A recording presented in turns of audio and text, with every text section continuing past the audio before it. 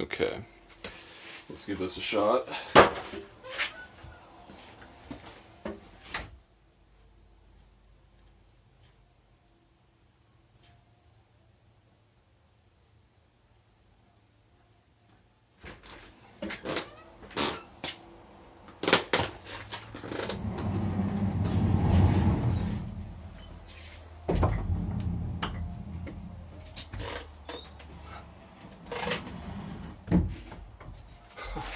Those doors aren't meant to be closed from the inside.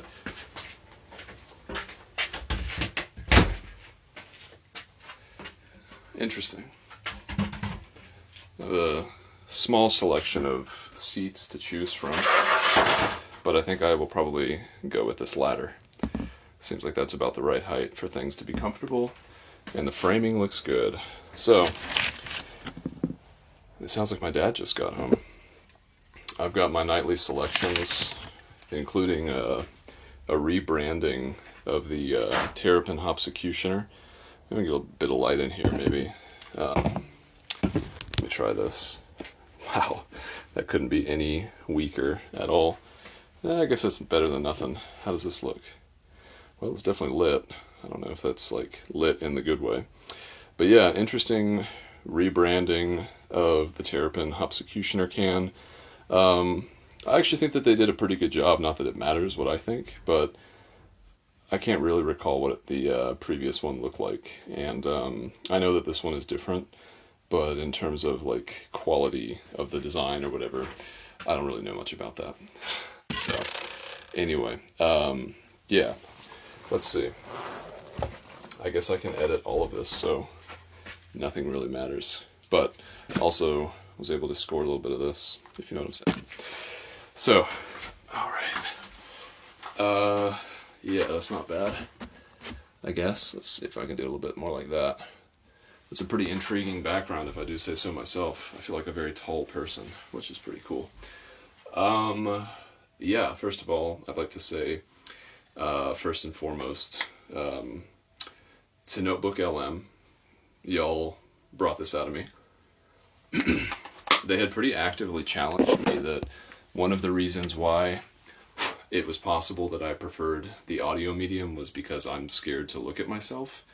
And I was like, I don't think so. But then I was like, well, am I though? And so today's Monday the 20th of April, 5:09 p.m. in 2026. And yeah, you know, Notebook LM. Cheers. It's nice too that this didn't just explode, because I was out on a bike ride prior to this, and it got a little shook up, my dude. Pretty good if I do say so myself. So I had this thought today. I was like, it would be actually interesting to make like a video companion to the podcast. Like, I have to say, let me see if I can get this a little bit more lighty. There's a box of screws in the way, of course. Let's see. Does this work? Is this what lights do? Do they make things brighter? Yeah.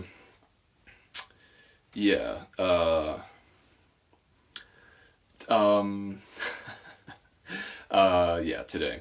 So I don't really know. I didn't think I was going to have anything to talk about today, because today I would say probably more so than any other day, I felt kind of deflated throughout the course of it. Just like, well, it felt like a pinhole leak, which is actually a pretty good throughput for like one of the things that happened today, which was that I've had this persistent issue with my tires where one of them continues to just like puncture tubes. And this has been the case for a while now. And, you know, it's pretty bothersome to me because I don't like being wasteful or feeling like I am necessarily not doing a good job. And when I have a consistent flatting situation like this, I know I'm doing something wrong, or I know that I'm missing something. And that becomes kind of frustrating to me because I'm like, Man, at what point, this is kind of like, not so much like a sunk cost fallacy per se, but it's just like, at what point should I just get a different tire? Because like, this tire is not particularly new anyway, and like I got it at some point over the fall when I was on the cross-country bike ride. So it's like, it's not precious or anything like that, you know? But yeah, so one of my tasks today was I took some other tires from a different bike and I put them on my main bike, and those tires are actually brand new. They're pristine. They're like, you know, pretty sweet. Relatively, probably less than a couple 100-mile used, ridden Schwalbe Marathon Ultra Sport. I don't even remember all the things that they are, but they're good tires. That part I do know. That part's easy to remember. But yeah, I did feel a little bit flat today, and I wanted to specifically look up Paul Conti's mention on envy, because I think that that's actually at the root of what I was feeling today. Let's see. Ooh. I guess I can always edit this out. Narcissism defined. Come on. Empathy, impact, role of emotions, understanding evil, coping with trauma. Oh, this is such a nicely outlined document, but I don't see any specific mention of the word envy, which is the thing that I was really hoping to find. Oh, it only appears in the title. Envy writ large is, ooh, okay. Well, maybe this is enough. So one of the notions about envy that Paul Conti talks about is envy writ large is malignant narcissism. So I think that's an interesting jumping off point. Additionally, he discussed how gratitude and pride can coexist with narcissism, but they often become lightning rods for envy. Interesting. And then maybe one more. He delves into psychological conditions that enable such behaviors, emphasizing the role of envy and narcissism. Well, that's, I guess, like I said, a good enough jumping off point, because I do feel like it's some place. Well, I think today, the bulk of whatever kind of more negative feeling that I could say I was having had to do with me wishing that I was smarter than I am. I think that my ego still has a very soft spot where it might be forever difficult to actually like, I don't know. The thing about me is that I've always, in my most generous incarnation, I have always tried to pursue something like truth. And just like envy is malignant narcissism, I guess on the flip side of that coin, in the pursuit of truth, I find a certain type of identity with knowledge. And so, if I feel I lack knowledge, it kind of eats into my sense of identity. And then I think that maybe I don't know who I am or where I'm going more so. That feeling, again, it's like riding with a tire that has a slow leak. Like, it's like 20 pounds of pressure. Like there's a bunch of resistance against your direction of travel, you know. I'm surprised this ladder is so comfortable. I thought I was going to have to get a pad. But like, yeah, so, you know, I've been trying to kind of bolster my own understanding of like how artificial intelligence works, you know, on the precipice of possibly going to San Francisco. I'm even being non-committal in my language. In the process of preparing to go to San Francisco, I am considering that I should try to learn more about the subject that I want to be enmeshed in. And so it was interesting because it had an unfortunately disempowering effect. You who knows what if it was a chemistry thing, had something to do with something I ate, something I drank, something that I slept weirdly on. Who knows? But yeah, like I could just feel this sense of like being overwhelmed with information that didn't make sense. And like, it'd be one thing to like watch a YouTube video about a certain topic that's very, very narrow and specific. It probably would also be boring, which is like kind of a bit of a problem in its own right. But listening to experts talk about something that I have only a passing understanding of is, I guess I need to start lower or just I don't know, consider my sources, or maybe consider my my media stack. I do feel like the bike ride I just went on really knocked it out of me. Like, I was just like, oh, okay, I'm still good at something. I still honestly enjoy what I actually honestly enjoy. There's actually no assault here against anything that is actually important to me. Just do a vibe check real quick. Everything kind of seems fine. And not that it wasn't, and I don't want to paint too fine of a picture of like that this is, well, I feel a thou doth protest too much coming on, so I'll just move on. But yeah, it was just an interesting experience because there was, I guess maybe it was the first appearance also of anything that might have resembled post-trail depression, which is not really something I think I've ever really felt like in a discernible way. Maybe just like a little bit bored more easily after getting off of a trail or something like that. But I don't know. I don't know. This is a good thing to document, if for no other reason that it is a somewhat rare occurrence. And, I wish that I had more data to go over it with so that I could like maybe even be preemptively warned if the stars are aligning for a certain type of existential crisis, like, some sort of a system that'd be like, hey, you actually didn't sleep for more than 4 hours last night, and you had an extra beer, and you're hungry, and I don't know, you watched some YouTube videos, and you might be headed for a certain kind of demotion, my dude. But in any case, this is a cool little studio. I like how weird it is.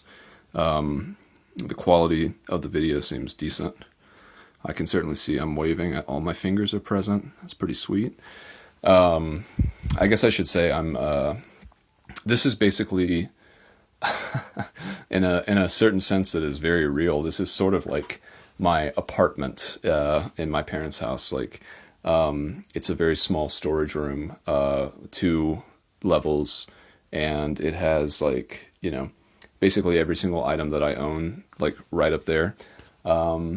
It would actually probably behoove me to take some footage of that because it's kind of funny. But yeah, I'm in this storage room. I'm recording a podcast, but also recording a video at the same time. If you're watching that, you probably already know. But yeah, I was biking, and I was having this thought. I was like, I don't know, maybe, again, thinking about all of the work-related stuff and things that are coming in my near future, and dude, I just purposefully tried to not make the screen go away, and then the first thing that happened was the screen went away. My dude. Yeah, like, I thought that it would be fun to try to make the podcast a little bit more, well, basically just to do what I said the other day I didn't want to do. I was like, well, here's another idea. Like, what if I just record the whole thing like I'm doing, and I can have the audio and I can have the video, and then I can intersperse it with stuff like me going around and showing you my bed. And then, I don't know, other stuff, make it interesting, like document my day in a way that I have long thought about doing, but have never actually Well, I've made half-hearted attempts, and this is probably going to be another half-hearted attempt. But I still like the idea. The idea keeps occurring to me. Maybe there's something to be said for that. At a minimum, is like, I don't have constant insights about artificial intelligence. Unfortunately, apparently that's like something that would really give my ego a boosted sense. But one thing that I do think about is like stuff like this, because this, I guess, actually, I think I even said the other day that like video is not in my wheelhouse, and it's really not. I don't have a lot of experience making video, and honestly, maybe Notebook LM is right. Maybe I don't like it. I don't know. When I was in high school, I do know that there was like a long period of time where I didn't like looking in mirrors, and that extended so much so to not liking seeing myself in the reflection of windows. Like I remember this in school particularly. I don't remember exactly why I didn't like to look at myself, but it was something to do with puberty and all that kind of stuff, insecurity, and I remember vividly. I don't know how often I did this, but I did it at least once, and it sticks in my mind. But like, rushing to catch the handle of the door before it completely closes and I can see my reflection, like rushing to grab it and pull it open again before that point. It's kind of funny to think about it now, especially because I don't remember the exact reason why I did it. But maybe I spoke too soon about this ladder. Although 16 minutes on a ladder is pretty... If you can sit for 16 minutes on something, that's it must be a little comfortable. But yeah, video, it's just, I guess I have a lot of biases against it. And some of them are personal, and maybe we'll get to that. Probably not today, but in any case, that was like the pallor that was cast over the bulk of my day. It was like this sensation of,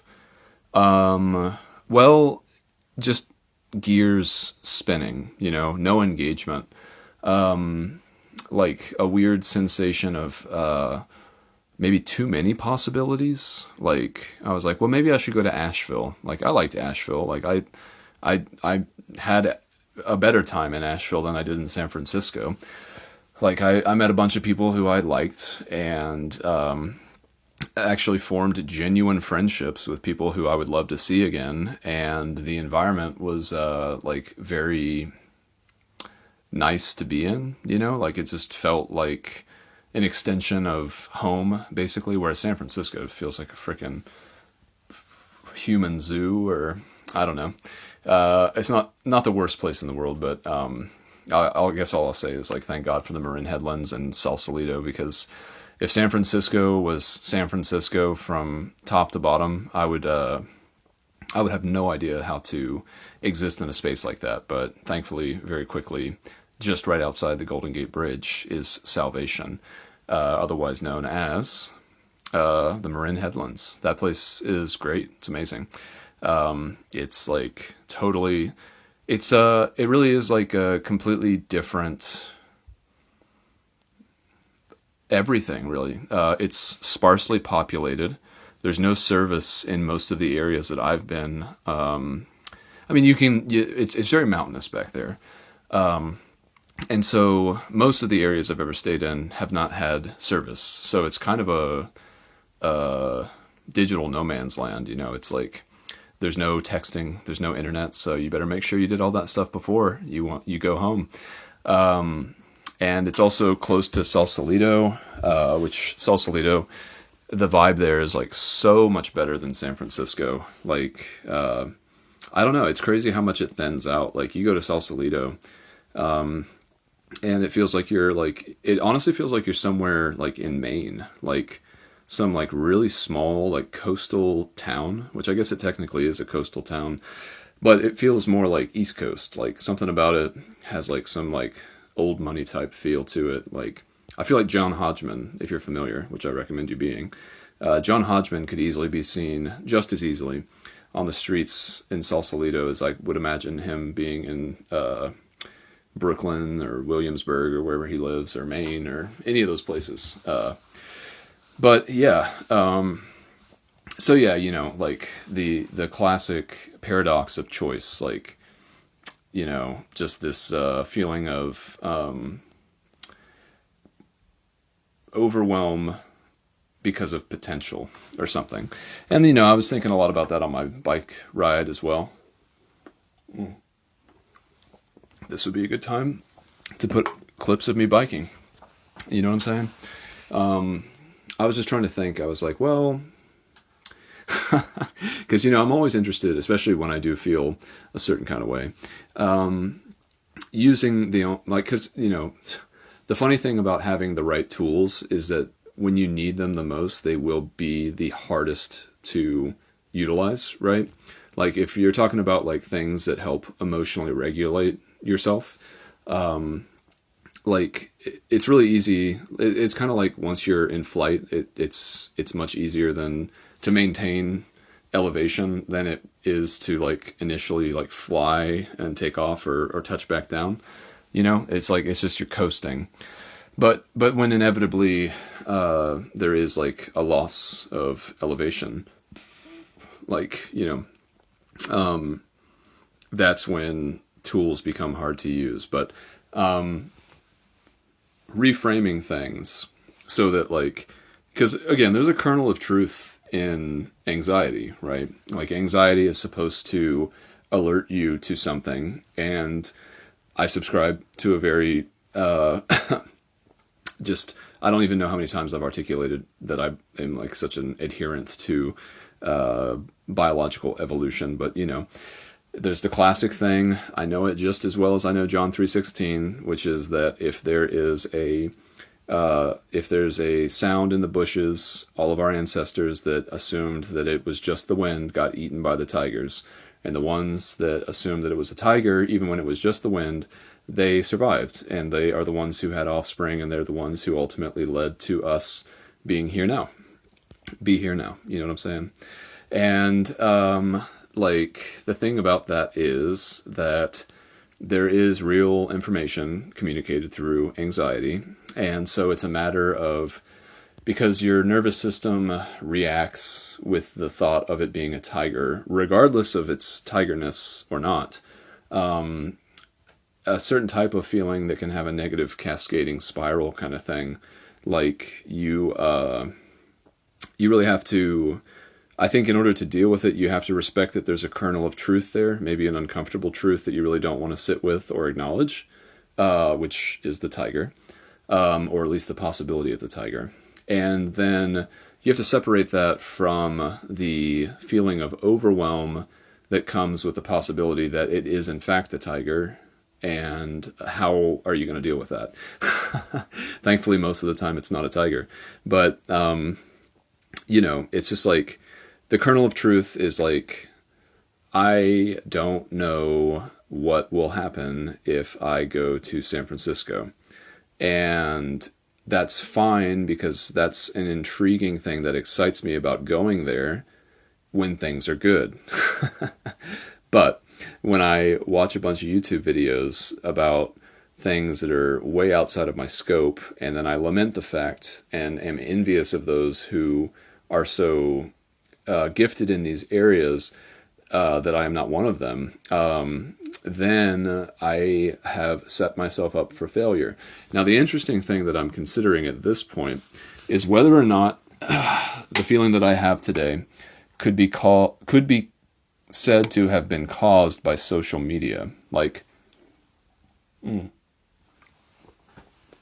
I don't consider YouTube social media, but that doesn't mean that it's not.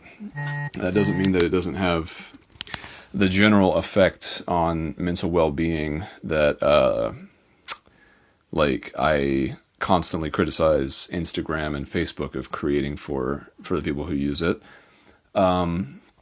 And so that's something to consider.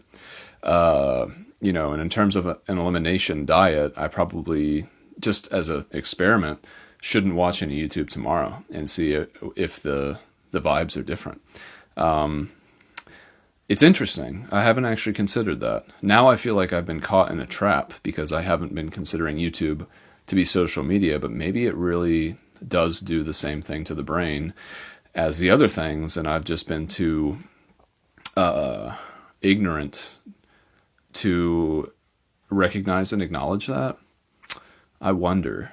Oof, that would be a bummer. It's interesting as well, though, because I don't feel that way when I listen to podcasts. Like, I've never, well, never is a pretty broad statement, but I certainly can say definitely more times often than not. Like, I really love listening to podcasts, and I always feel better. I think even when I'm listening to ones that, I'm having a bunch of possible realizations now, because I'm like, damn, there must be something that happens.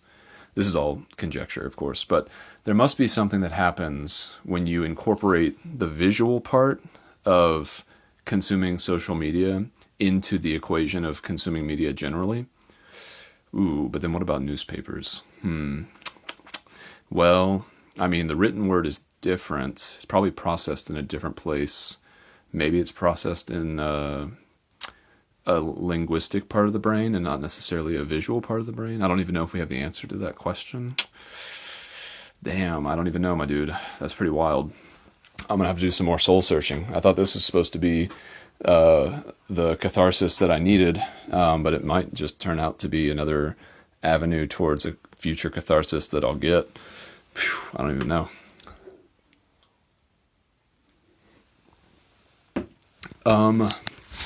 But, yeah. So, well, it's interesting, isn't it? So when I was trying to fix my tire the other day, when I went and helped my dad at the food distribution at church, I made a really good system to actually very quickly and efficiently locate the little staple that was in the tire.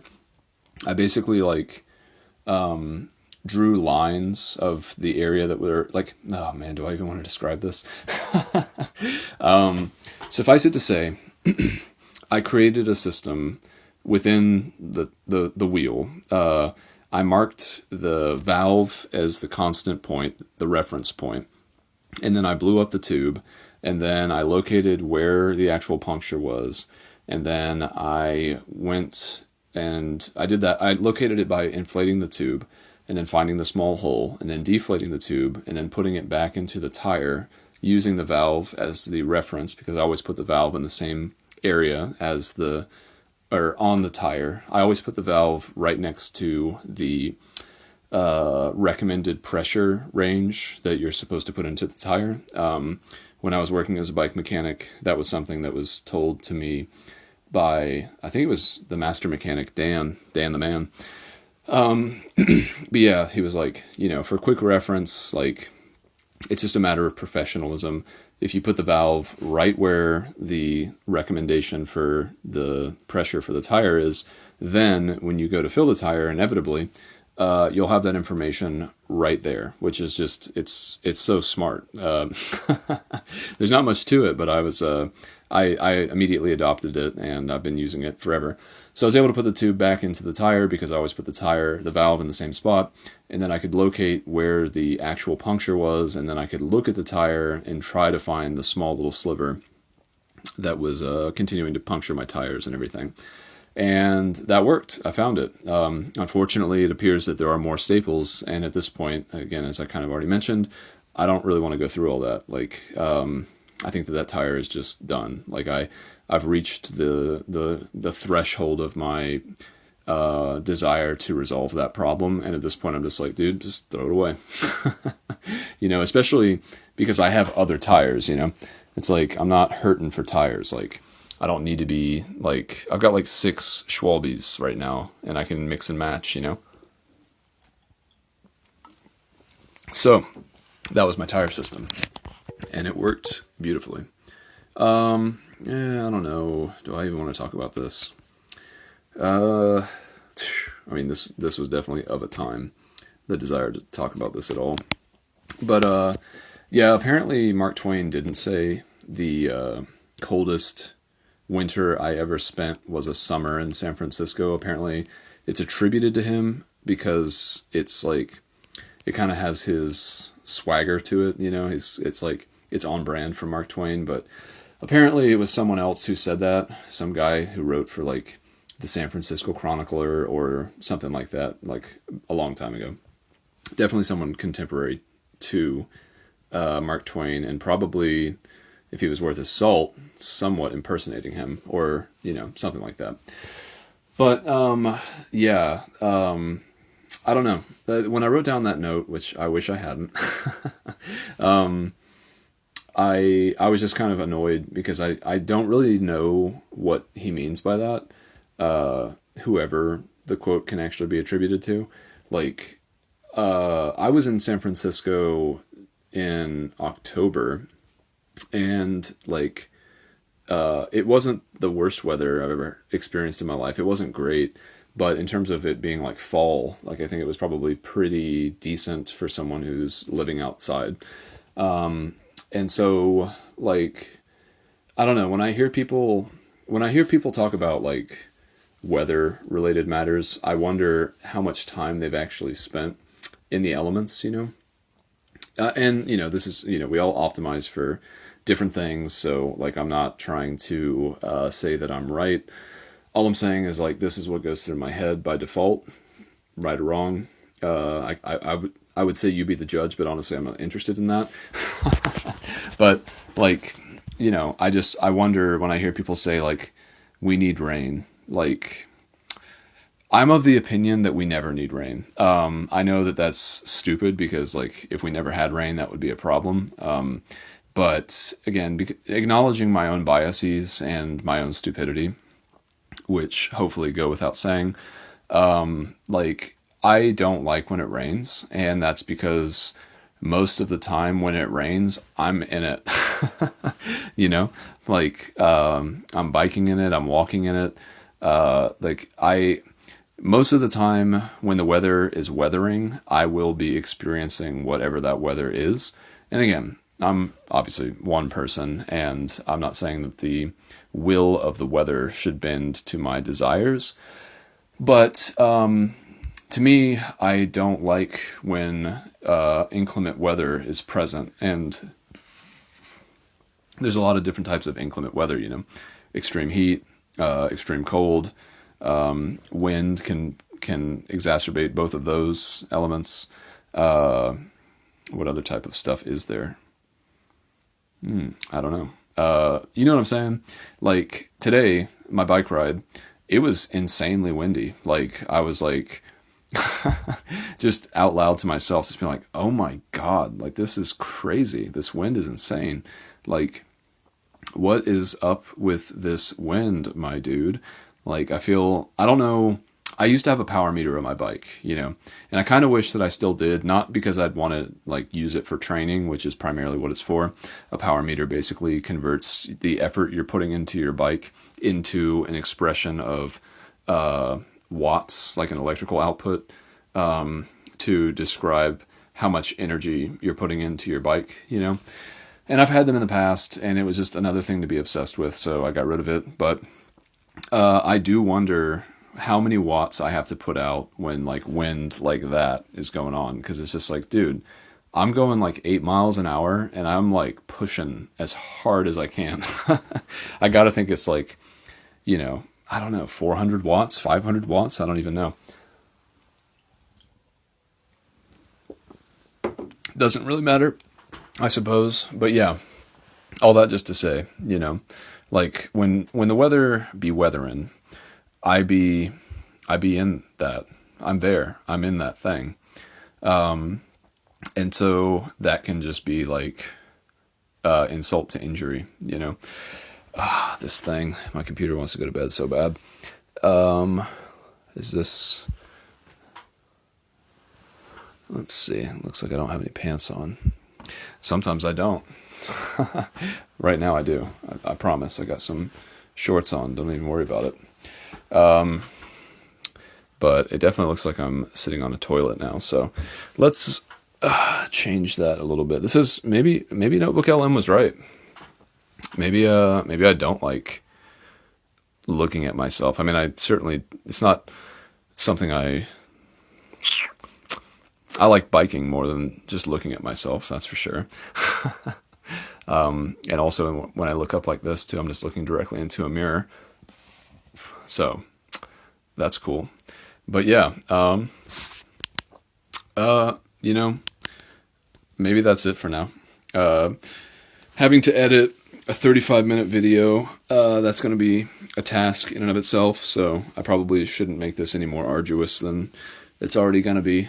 And yeah, I cut my hair last night, so I've been enjoying feeling that like little spiky feeling.